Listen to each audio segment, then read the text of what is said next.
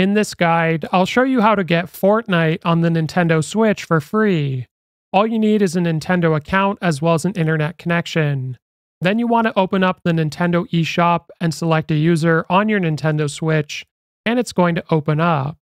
Now when this opens up, what you want to do is take a look to the left sidebar, and we're going to go up to search/browse, and then you want to scroll over and enter the keyword Fortnite. Now when you do this, you'll likely see a suggestion at the top, so I'm going to go ahead and select it. If not, just go ahead and type it in, and then you want to press the plus sign to search it. Now this is going to bring up Fortnite as well as some add-ons if you want them. I'm going to select Fortnite now. And from here, it's going to look a little bit different for me since I've gotten it before. For you, it'll say free download. Mine says re-download. And then when you press that, you'll just have to press free download once more in the bottom right.